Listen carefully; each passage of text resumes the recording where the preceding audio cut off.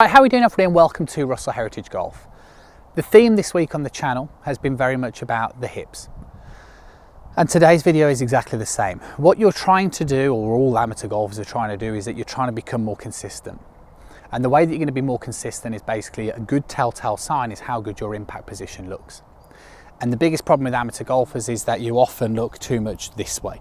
Right? You're too square on with your body in terms of the hit, which means that you're going to have to hit it more with your hands and arms. And the problem with this is, one, well, you can't compress the golf ball or strike the golf ball as well as you would like to. But also you can't continue the club to keep swinging through on plane, so you don't really have the ball flight under control either.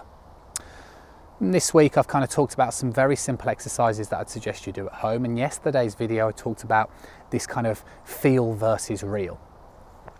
Now I've got a great drill, okay? The drill is pretty simple. It's something you'd have seen before, but maybe you'd have associated it more towards chipping than anything else.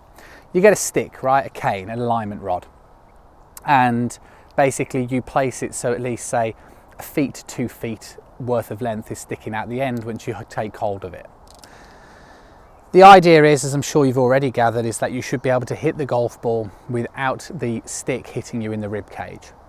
But also what we're trying to do today is I want you to kind of be able to get to post impact and even the through swing where the cane doesn't hit you in the rib cage.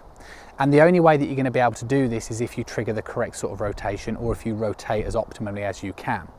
You see, you could probably get yourself into an impact position where the two don't collide. So you can see the way I've got my hands forward, but what's going to happen eventually is, because I've kind of moved too much laterally, is that there's nothing I can do to stop the stick hitting me in the rib cage.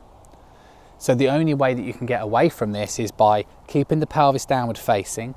Get the feeling that the hips, due to the rotation, they will feel like they're moving away from the target, and they'll almost feel like they're going more to the right for a right-handed golfer. And then if you can hold on to this release, right, and you know, you're still rotating the club, it's just that you won't be kind of flipping and rolling it excessively, right? But the feeling will be that you're introducing very much a drive hold, and then the idea is that you should be able to execute a golf swing without the cane hitting you in the rib cage. Now realistically you'd have to do this short swings and probably practice swings to get going. But I think the reason why this drill is brilliant is because the complication in golf is whether you know if you're doing something right or wrong. So for example, when we learn things like, or when people learn things like an instrument, you know whether it's right or wrong because of the sound of it. The problem in golf is that sometimes you can hit the ball straight with poor technique, so therefore you can associate you doing positive things. This drill is basically simple because you know if you're doing it right or wrong, because one, obviously you'll be able to hit the ball in relatively straight, and two, well basically you should be able to complete the golf swing without the cane catching you in the rib cage at all. So you do it short and slow to start off with, right? So you can see the way that my pelvis is moved this way, that's nowhere near hitting my rib cage. Then you can start to progress it up a little bit, right? So then you start to increase a little bit more length, a little bit more rotation, and then again exactly the same sort of process. You're basically trying to make sure that it doesn't hit you. And I did a video on 5 epic golf swings earlier in the week, and one of the ones that I was looking at with those 5 golf swings is how well they're rotated. And if you went back to that video and you looked at Arnold Palmer post impact, he's back here, and you know, Trevino very much the same. They're not kind of up this way and then flipping and rolling it. They're really rotating the hips and drive holding it, and that's the feeling that you want to be trying to get if you're trying to get the golf ball under control. As time goes on with this drill, then eventually, and I mean as time goes on, then you should be able to execute a full swing with this exercise. And you know that if you're able to do that, then you're doing it very, very well. It's a great drill.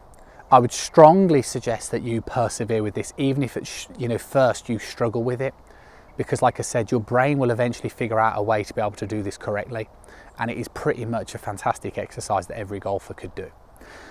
So hopefully you enjoyed the video and you understand what I'm asking you to do. Always appreciate a thumbs up and a like, and remember it's free to press that subscribe button.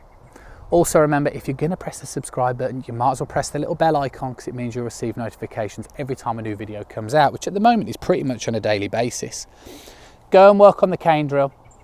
You can make sure that that isn't hitting you in the rib cage, and then when you feel like the time is ready, you can start to introduce some full swings. It will feel completely different, but that's exactly what you need to do to improve and to learn. I'll catch up with you guys again soon.